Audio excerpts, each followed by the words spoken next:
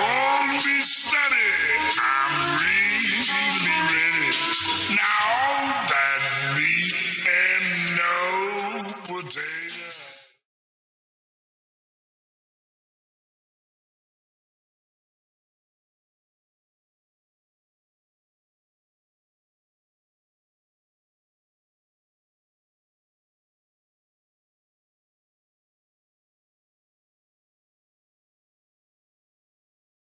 If a pilot is flying around the curve of the Earth, then he should be dipping the nose down every 5 minutes. He should be dipping the nose down to stay around the curve. But the thing that really got me interested was, as you say, the gyroscope.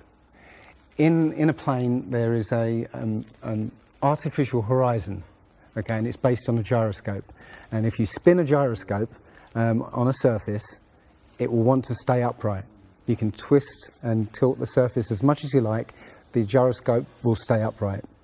So, if a plane has a gyroscope and it starts following the curve of the Earth, the gyroscope would stay upright, which means the artificial horizon will start to roll backwards. But it doesn't. That's absolute proof that a plane flies over a flat surface rather than a curved one. Because I asked the pilot on my last flight, do you ever notice the artificial horizon rolling backwards? He said, no, but the artificial horizon has complex electronics in it to make sure it knows where it is on the Earth and it compensates. But I went to the manufacturer of the artificial horizon, and they confirmed to me that it's completely mechanical, nothing electronic in it whatsoever. So it's literally just a gyroscope that can freely move. So that right there is proof to me that planes fly over a plane. None of it makes sense.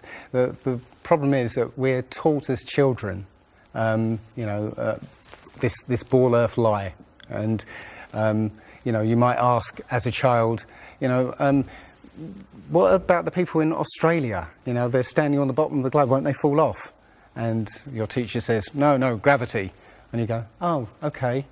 And you never go back to that question. But when you go back to it as an adult and start looking at it with a critical eye, right, the whole thing falls apart. As you say, the globe is spinning at 1,000 miles an hour. Neil deGrasse Tyson, who's a leading astronomer in America. I'm Neil deGrasse Tyson, bitch. Tells us that the Earth is not a perfect circle. It is actually an oblate spheroid. It's squashed and wider at the equator. Yeah. So Earth, throughout its life, even when it formed, it was spinning, and it got a little wider at the equator than it does at the poles. So it's not actually a sphere. It's oblate, and officially it's an oblate spheroid. That's what we call it. But not only that, it's slightly wider below the equator than above the equator. A little chubbier. A little chubbier. Yeah. Chubby's a good way. It's like pear-shaped. So my question to him would be, why is there land at the equator? Because water will move more readily than rock. So if the Earth is spinning, the water will be collected at the equator. I mean, if you spin a wet tennis ball, okay, you spin a wet tennis ball, the water shoots off at the equator, essentially. So all the water will be gathered around the equator. So why is there land at the equator? Doesn't make any sense. The other thing that's about the spinning Earth is looking at the stars. Now, directly above the axis of spin is the pole star, Polaris, okay, directly over the North Pole. And we're told that the reason that all the stars spin around the North Star is because the Earth is spinning at 1,000 miles an hour. Okay, seems to make sense, because if you put a long exposure camera pointing at the North Star, you'll see the stars will make perfect circles around, perfect star trails. The only problem is the Earth is also orbiting the Sun at 67,000 miles an hour. Okay, the Sun is moving, dragging the Earth and all the planets up that way or that way at 600,000 miles an hour. So why do we see perfect circles? You know, because that's the slowest speed, that's slowest motion in that mix, and yet the Earth is moving 67 times faster that way and 600 times faster that way.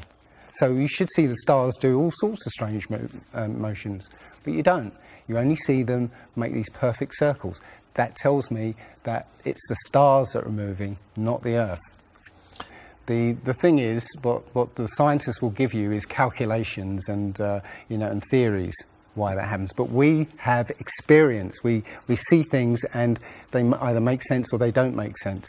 What the scientists do is substitute our common sense and our intuition for calculations and theory, and we're supposed to believe the calculations rather than what we experience ourselves.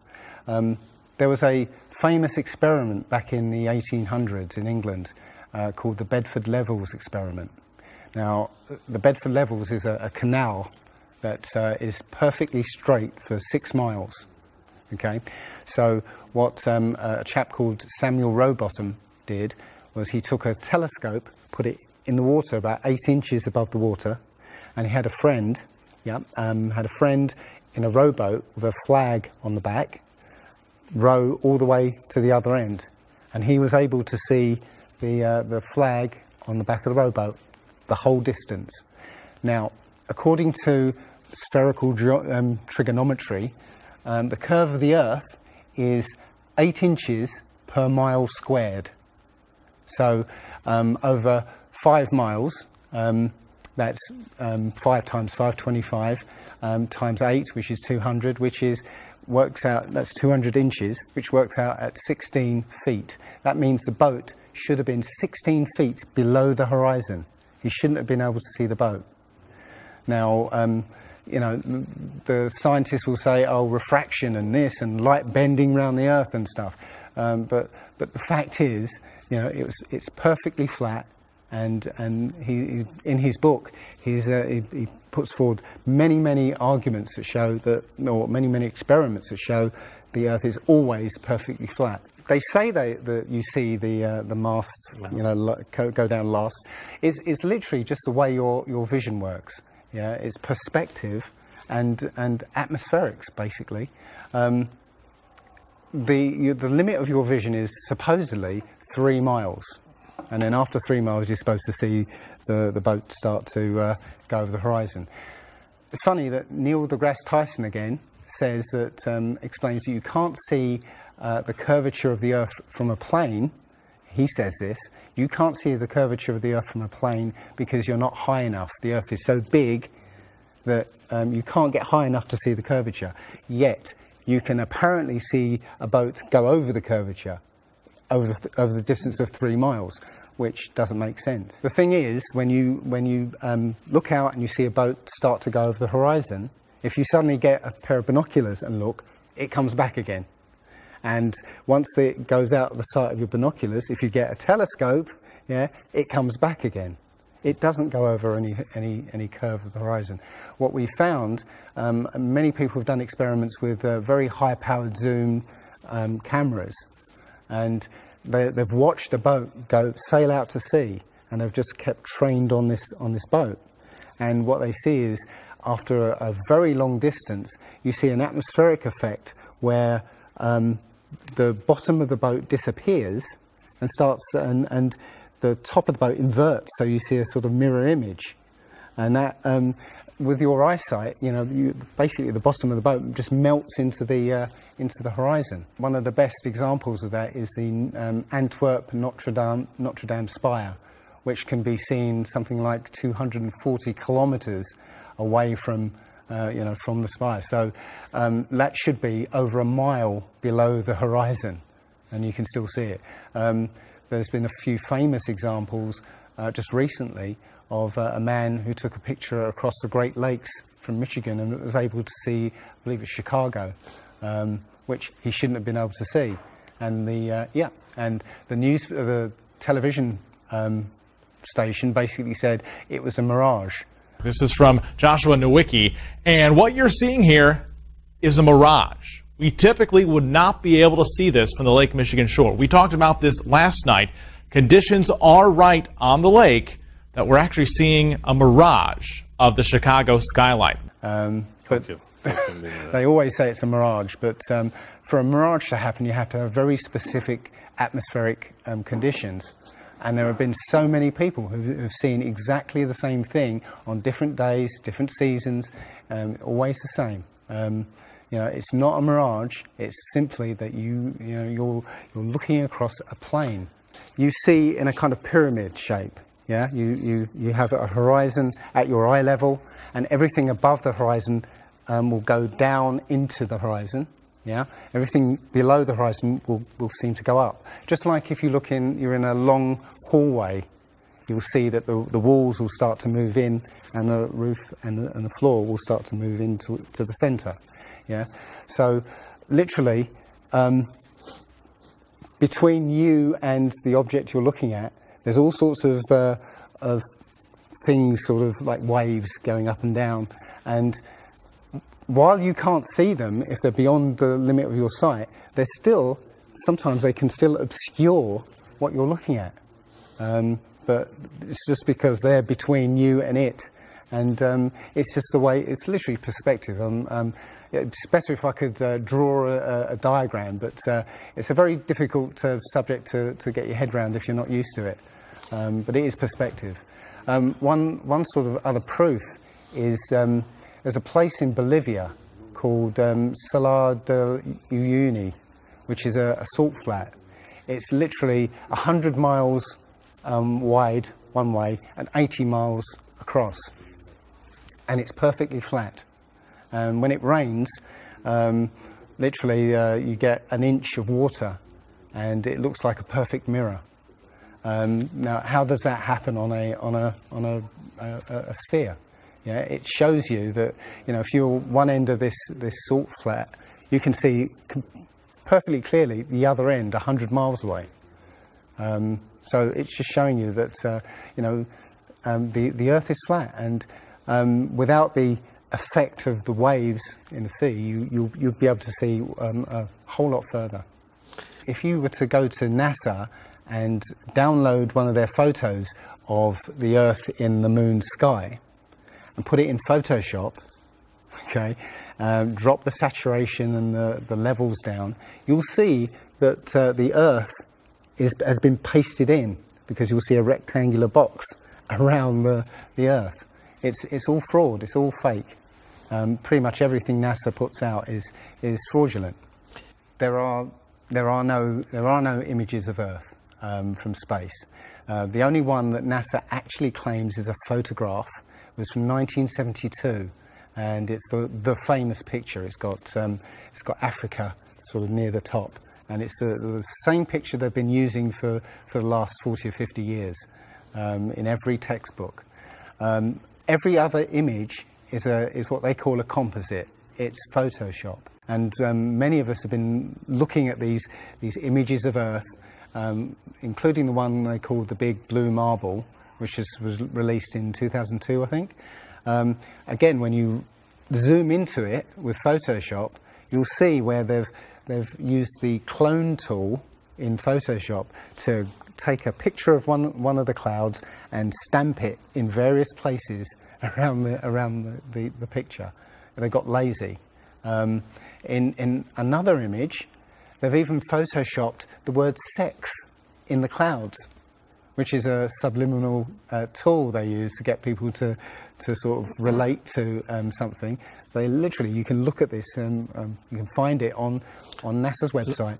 In a video I'm working on at the moment, I've got a video from what they call the Galileo space probe.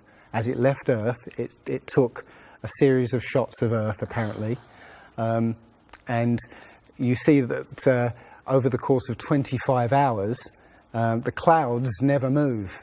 Okay, now I happened to find some pictures of satellite pictures of Earth, and I noticed that in these separately taken satellite shots, the clouds were exactly the same as the ones in this Galileo shot. So it's a cloud map.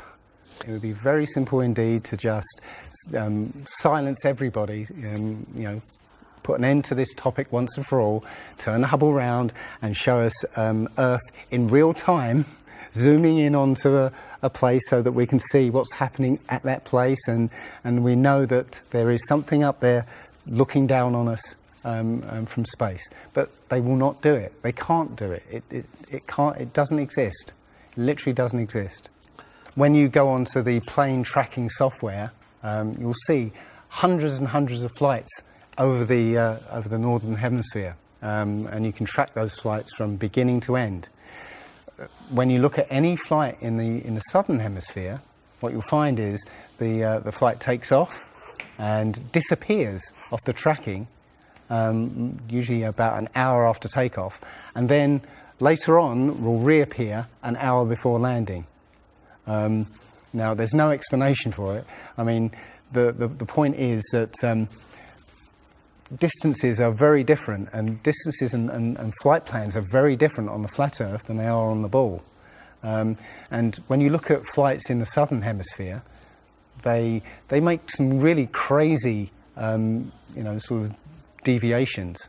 So, for instance, if we look on here, let's say a flight from Cape Town over here to Australia, say Sydney in Australia, they will take you to Dubai first, somewhere around here. Yes. Just recently there was a case of a woman who was pregnant on a flight, and she was her waters broke on the flight, and I think it was from the Philippines to Los Angeles. Mm-hmm. And again, if you look on this map, you're from around here somewhere to here. Okay. Now they were flying across, and literally her waters broke, and they had to divert. They had to land. So instead of either going back to the Philippines or going on to Los Angeles, they landed in Alaska. Which again, if you look on the flat map, it's again a straight path. Santiago, Chile to Australia, mm-hmm. right? Will usually stop in Los Angeles. Again, you can see on the flat map that it's again a straight path. It all seems to make sense, and if the only thing that would sort of confirm it or disprove it would be GPS, but hey ho, GPS doesn't work in the southern hemisphere. This is an issue because there have been a few people who said they've taken flights that have taken only 14 hours, and they're direct flights from Australia to South America. Now, somebody has actually redrawn the flat map to take into account these the distances, and apparently the distances work out. I haven't seen the map myself, but I should be looking further into it. But yes, up until these people came forward, and again, I haven't seen any real evidence that they have taken these flights. They told me they've taken these flights, but who knows? They can actually advertise a flight that's direct. They can price it out of the range of most people to take, and then if anybody does take it, they could cancel it. I don't think any flights actually fly directly over the North Pole at all. I think they skirt the North Pole, mm-hmm. but I don't think they fly directly over the actual pole. So I don't know if it's to do with magnetics. The only thing I do know is that nothing flies over the South Pole, because again, on a flat map, the South Pole, the continent of Antarctica, is the ring around the Earth. So you can't fly over the ring, and get anywhere. That's why we're not allowed to go there. I mean, think about it. It's the only treaty that's all these countries have signed and never broken and completely agreed on. It's the only one. And, you know, what treaty is there that everybody's agreed on? We're being kept away from it for a reason. You know, they have some scientific bases there, yeah, and literally it's controlled by the military. If you try and go there by yourself, you will be sort of picked up and escorted back. There was a guy called Jarls Anderhoy who tried to take a mission to the Antarctica, and he was picked up and taken back by the military. It's a good reason, because they don't want you finding out what's beyond. Admiral Byrd he actually did four expeditions, and most of them were military expeditions with huge military groups. You know, thousands of people, you know, planes, boats, the works. And yes, he confirmed in an interview that he discovered a continent as big as the continental United States out there, that was with warm water lakes and mountains and everything, that was completely uninhabited. And he described it as the other side of the South Pole to Middle America. So on the globe, that means it would be somewhere in the Indian Ocean. There's a huge continent that nobody knows about. So yeah, there's more going on than meets the eye. The other thing is, after Admiral Byrd came back after his last expedition, Antarctica was sealed off, and both America and the Russians started firing nuclear missiles straight up. Now, in America, that was called Operation Fishbowl, and it came under something called Project Dominic. Well, Fishbowl makes sense, because it seems like Admiral Byrd found the edge of the dome, okay, while he was out there. And as soon as he left there, they started firing missiles straight up, I believe, to try and test how far that dome went. If you look at the footage of these explosions, what you'll see is an explosion. Well, when a bomb goes off in midair, it's a fireball. It expands in all directions and mostly up. Okay. Now, if you look at these explosions on Operation Fishbowl, they explode outwards in a ring, which means it's exploding against something, because it can't rise with the heat. So it's exploding against something and exploding outwards. Okay, and the middle of the explosion, you'll see it glows, you know, hot, and then it cools over time. So it looks to me like they were exploding against a dome. Now, I said it was Operation Fishbowl, obviously Fishbowl, but there's a chap called Rob Skiba who discovered that the Project Dominic, the word Dominic means of the Lord, Fishbowl of the Lord. So I believe they clearly know that we're in an enclosed system, and Admiral Byrd found the edge, and they've tested to see how far it goes up. They will also say that if a sniper is trying to hit something a great distance, a couple of miles away, they have to take into consideration the spinning of the Earth, because they say that as the bullet leaves the muzzle of the gun, it's now independent of the rotation of the Earth. So, yeah, the Earth will spin away from where the bullet, and you have to take that into account. They say that about artillery shells as well, but it's not true. If that was true, a sniper would have to spend ages and ages calculating how to make that shot, and they don't. They literally take into consideration the wind and you know, the elevation, and they don't take the Coriolis effect into consideration at all. Also, planes. If that works for bullets, if bullets, as soon as they leave the Earth, they're now independent of the spin, then why doesn't it work for planes? Yeah. There's a video on YouTube that actually tries to explain the Coriolis effect works by using the example of a paper plane. You have to throw it. If you throw it north, the Earth will spin and the plane will land sort of east. But if you take the idea of a real plane, a plane would have to aim north to go east in that case. But that's not what happens. And if that was the case as well, planes would have to land on runways that are moving. And that would be impossible. But how is it that you can take a flight from London to New York and it will take exactly the same time as a flight from New York to London? Yeah, one's with the spin of the planet and the other one's against it. So it doesn't make sense. They'll say that the whole atmosphere is moving, yeah, with the planet, but that doesn't make sense either, because the atmosphere, say it's that thick, the top layer of the atmosphere will be moving slow, and as further you get in, will be moving faster.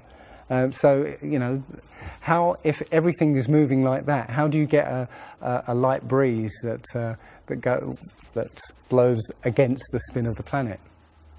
How do you get a breeze that goes from north to south? It just doesn't make sense. And again, science will give you calculations and esoteric ideas, but you can go out and look for yourself, and you'll see what makes sense and what doesn't. The other thing is that we have senses to be able to sense acceleration. Yeah, you get in a car and somebody puts their foot down, and you get thrown back in your seat. You can feel the acceleration. Yeah, you can feel changes, very minute changes of acceleration.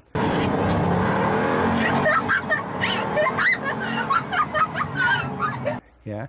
So how is it that if you live up here in Macedonia, yeah, which is spinning at maybe 700 miles an hour, yeah, because the speed it's spinning is slower than this speed. So if you took a flight down to Africa, yeah, on the equator, why don't you feel the change in acceleration? Yeah, so why don't you feel the change in acceleration? You have these senses that will register the slightest change.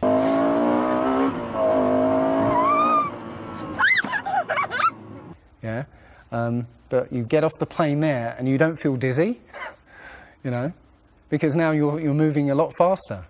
So no, it doesn't make sense.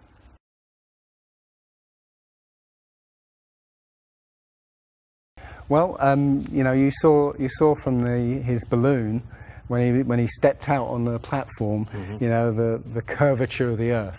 Yeah, it looked very obvious. Oh, everybody pointed it and said, "Oh, look, there's a curvature." But when you actually looked at the ground, when you looked at the Earth, well, it was New Mexico. That's where he jumped. The whole Earth that you saw there was New Mexico. So if that was a curvature, the Earth must be very, very small indeed, and New Mexico must take up a huge part of it. Yeah, it was a fisheye lens to curve that, to make that curve. And when he jumped, it took I think it took him like 2 hours to get to that height. Yeah, he went straight up. In that 2 hours, the Earth should have rotated away quite a distance, but I think he only landed something like 70 kilometers away from where he sort of went up in the first place, and that can be attributed to the wind. So no, I mean that there's no proof whatsoever. There is so much to this. As I said, if you start looking and asking questions about the very basic things, you'll find that the answers you were given as a child just do not make sense.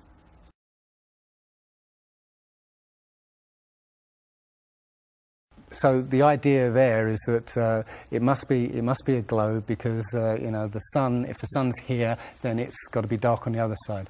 Well, the thing about the sun is that we're told it's 93 million miles away. It's not.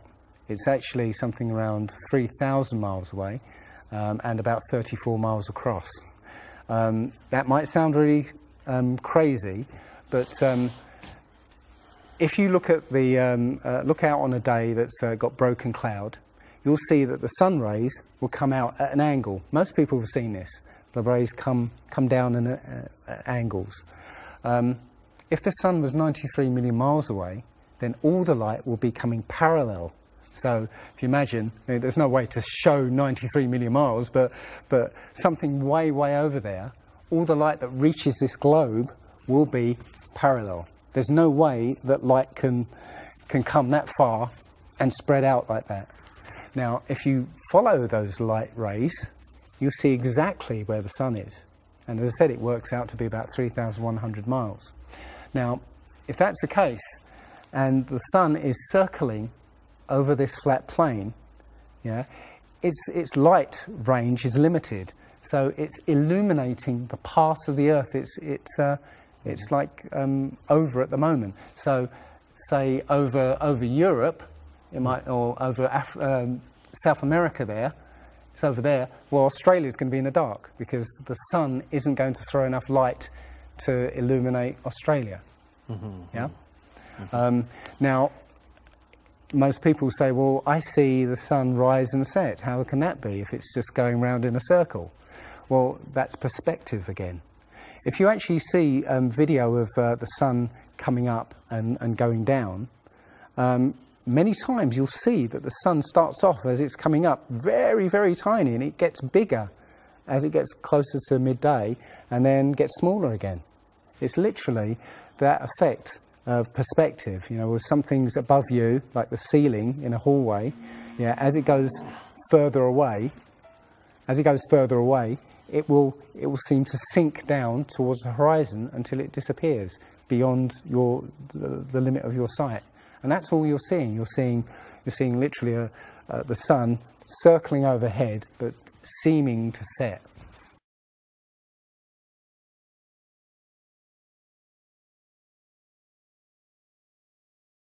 There was a team in California that launched a rocket 75 miles up. And you can find this video on YouTube. It's difficult to watch because the cameras, there were 7 cameras on this rocket, and it was spinning as it went up, so it's very, I say, difficult to watch. But this chap, Refi, studied this video meticulously, looking for some kind of mistake or some kind of evidence, and he realized that he could see the moon.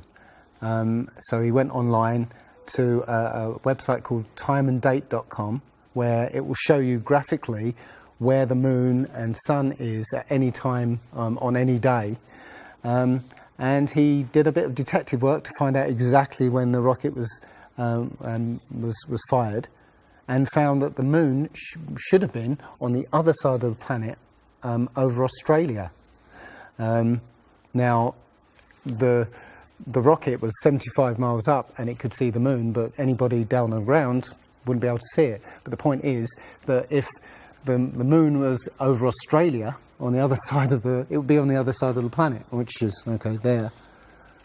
So down there on the other side of the planet, and the rocket went up here. So there's no way that rocket should have been able to see the moon on the other side of the planet.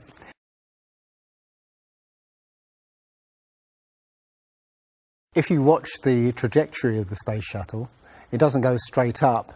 It always goes in a curve and out to sea.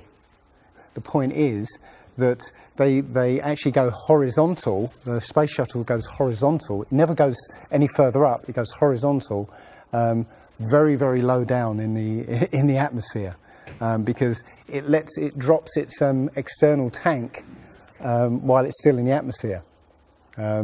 So, you know, it's still in the atmosphere while it's horizontal, so it never gets any higher, and it goes out of sight, not because it goes too high, because it goes too far downrange. And it seems that nobody's ever on the space shuttle, and the proof of that is the Challenger disaster. In, I believe it's 1986, the Challenger exploded just after takeoff and killed 7 astronauts. But it turns out that 6 of the astronauts are still alive, and most of them are using their original names. And you can find pictures of them. They're using the same names, and they're doing ordinary jobs now.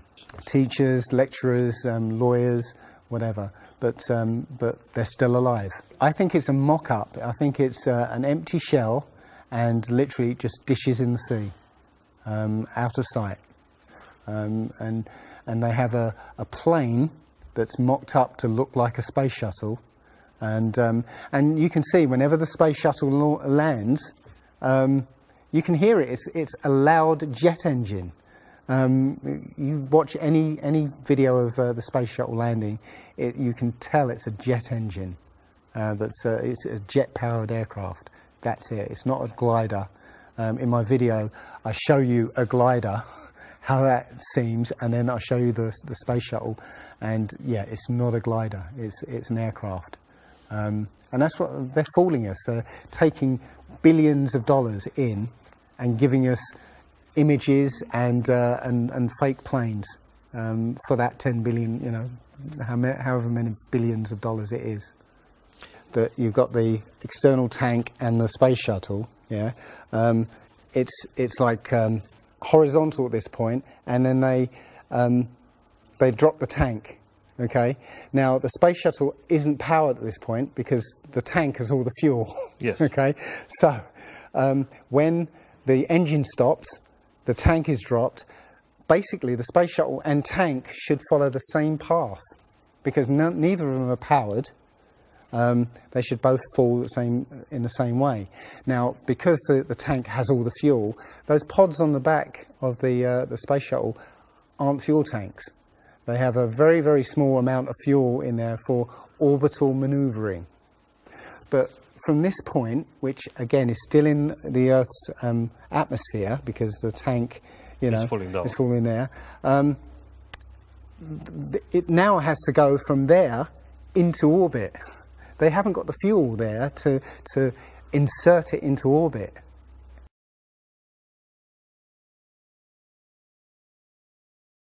Disney and NASA have worked very closely together. Disney worked with NASA on the moon project. Yeah, they made it. They filmed it so that it would be entertaining for the masses. Yeah, and they're still working with NASA. I absolutely believe that Stanley Kubrick, you know, filmed the moon landing. He left a few clues just to say, so that, you know, like Michelangelo. Yeah, so that we eventually would know that this was his work. Yeah, I did this. It's a joke. It was meant to fool people in 1960s. So you got like clear footprints, but yet you don't have where an impression where the pads of the lunar lander were. Or a blast crater where the engines were blasting downwards, and also the camera followed the capsule straight up, right, and it followed it very precisely, right, and it stopped when it started to pitch over, right. Now NASA says, oh, we did it remotely. Well, there was a 2 or 3 second delay between sending signals and the camera starting to respond, and then another couple of seconds for them to see what's happened. So it's next to impossible to get that sort of accuracy with that kind of and it's only done once. I mean, they can't sort of keep doing it over and get it right. You know, they do it once and they got it right the first time. So no, it's either they left an astronaut on the moon to film them, or it was fake. It was fake. It was absolutely fake. There's not too many people involved in this. I mean, NASA controls space as such. The other agencies have popped up, but literally it's a money-making scheme. NASA makes, you know, hundreds of billions of dollars a year. Dobra, Rusy. Okay. The Russians, okay, they're getting in on the act as well. You know, they make money from this. And have you seen the imagery that they put out? The Chinese have put out, or I think it was the Japanese that put out images of Earth from the moon, and it looks even more fake than NASA's ones. It's a money-making scheme, and they're all joining the bandwagon. But you know, that isn't the first thing that's been hidden over the years. I mean, we're all driving petrol cars because 100 years ago, the Rockefeller family basically cornered the market on oil, and the car industry was going electric.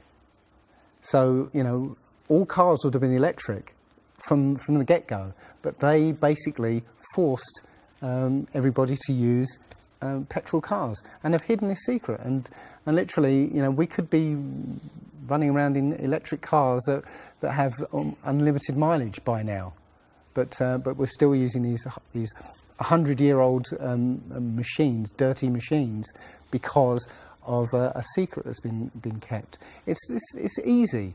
If everybody's been trained into believing that this is real, right, and there's space, and it's within our interest to explore space and you know, go to the moon, go to Mars, yeah, people will pay for it, and they're making billions. Mm-hmm. And yeah, there's more to it, because I believe there's a big deception coming, and it's to do with aliens, because now since Roswell, 1947, that was the first time anybody had ever understood the idea of aliens. But since then, we've been bombarded with science fiction and the idea of aliens, and most people believe there are aliens out there. So they've prepared us for an alien invasion or an alien saviour.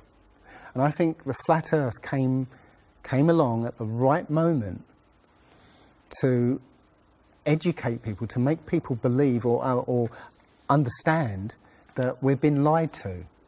And if you know, as I know in my heart now, that is real and this isn't, I will not be fooled by aliens coming, because there are no aliens. There's no space. Yeah, it's all fantasy by Disney and NASA.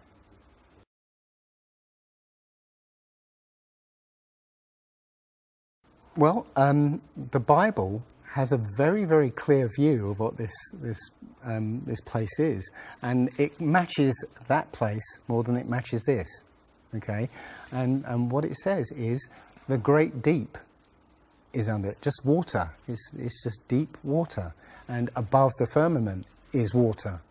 And you know, it says in Genesis that he separated the water below from the water above, and made a space, and then made dry land appear out of the water. So what's under the flat Earth? Well, it's water, and it just goes on. Again, I don't know for sure, because I've not been under there. I don't know what's past the outside of, or the you know, the first few hundred miles of Antarctica. But everything I've seen over the last year and a half tells me that is true and this isn't. And I'm starting to believe and trust my intuition about this.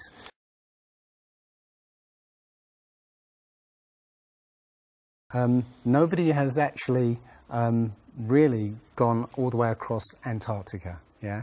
Now there are millionaires out there who could, you know, assemble the resources to make an expedition and completely, you know, go across and chart Antarctica and make a name for themselves, being the first person to do that. Yeah. But nobody ever does. One thing I was going to say, which is slightly totally off topic, but the topic I really want to go to is that people, ordinary people, have become scientists through this. Okay, you know, the science community is ignoring a lot of the things that we're looking at, and so normal people are going out and doing experiments. And one of the experiments has turned up an amazing fact that we've not been told, and it destroys the whole idea of this heliocentric system. And that is the moon. If you get a piece of card, put it on the floor, and sort of you put another piece of card to act as a barrier for the moonlight. So you have the moon above, card on the floor, and a piece of card in front to shield half of the card. Yeah. Now a lot of people have these laser thermometers. Now you can actually measure the temperature of the moonlight next to the temperature of the shade of the moonlight, and you'll find the moonlight is colder than the shade, the opposite from the sun. So the moon is throwing out its own light, and that light is the opposite from the sun. Now, that tells you that it's not reflecting the sun's light. It's producing its own, and its light is different from the sun's. So, you know, the scientific community have not told us this, yeah, because they won't tell us this because it destroys this idea that the sun is, you know, is lighting up the moon.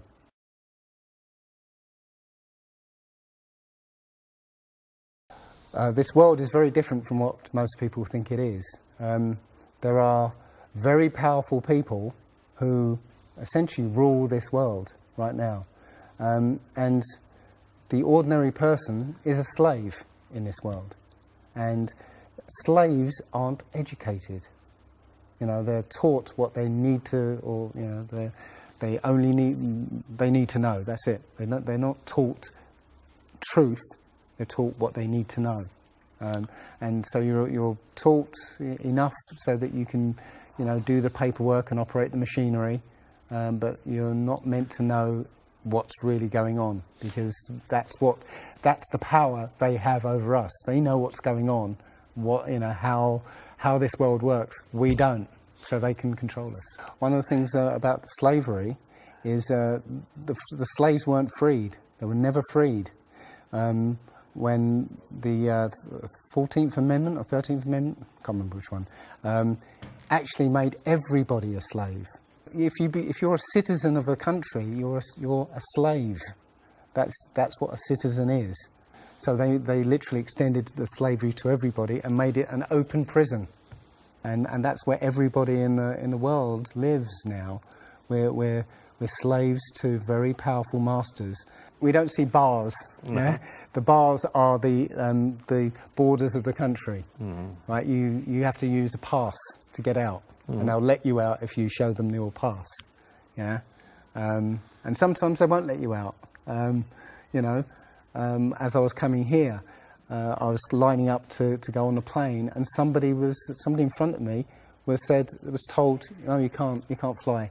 They found something in your bag, so you can't fly today. So, you know, we have, as I said, we have natural rights to travel anywhere on this earth. We were born on this earth. We have the right to travel anywhere. But our masters have kept us in small, open prisons that you need to get permission to move around.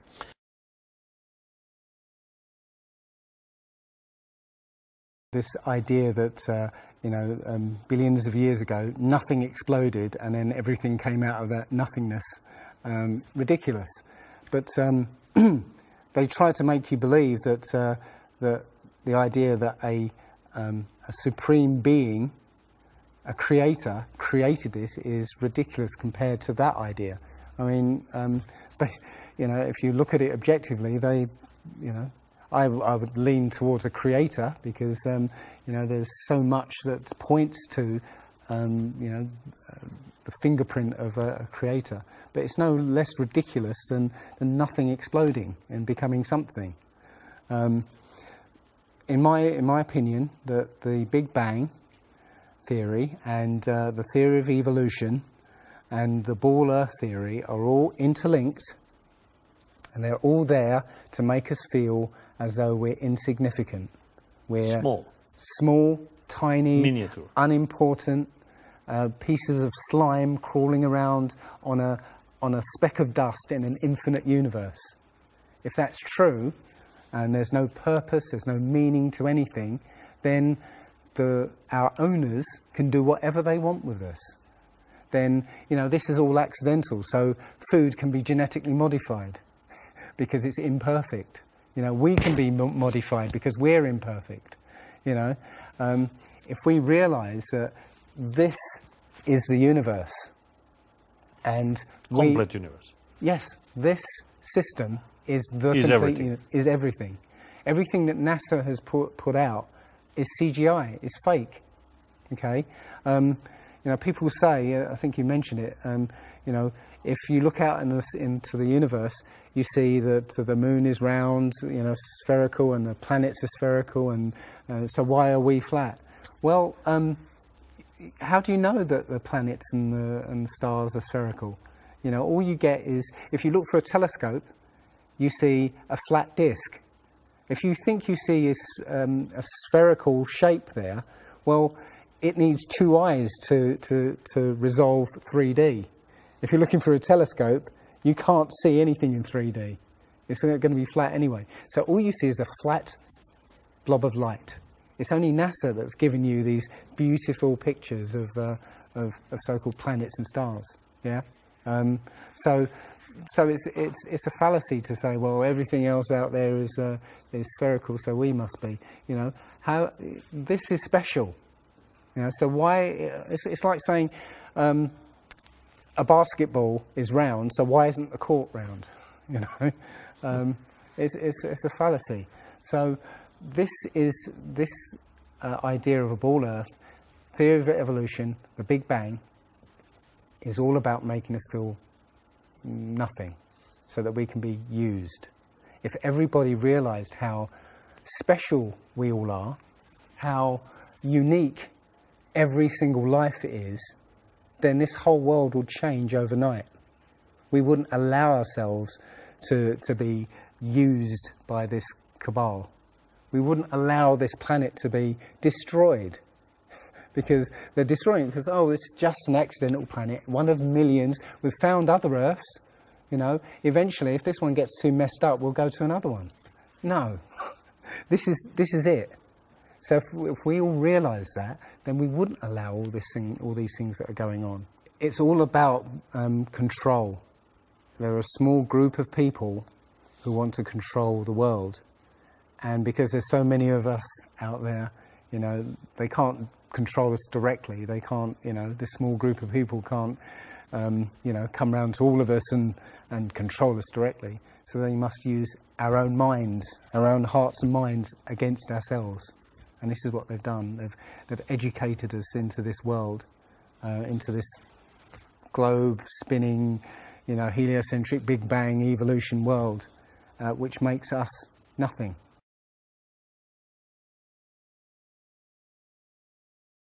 This is amazing, because when I first started looking, it was about 1.5 years ago, I looked on YouTube and there were maybe about 100 videos, not even that probably, and nobody was talking about it, right? And then over 2015, it exploded. There are thousands and thousands and thousands of people looking at Flat Earth now. And what happens is that you'll watch something or read something, and something will strike a chord in your mind, and you'll think, yeah, I've always wondered that.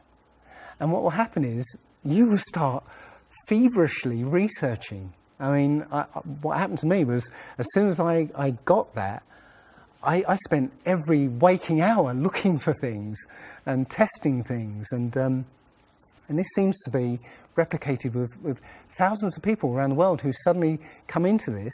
They start, you know, researching and getting a passion for this, because this is what I think, it's the truth, and we recognise the truth when we hear it, and we feel it, and this I believe has come at the exact right time, so that we awaken to what's going on in the world. Nothing else, you know, 9/11 even hasn't awoken people, right, to this extent.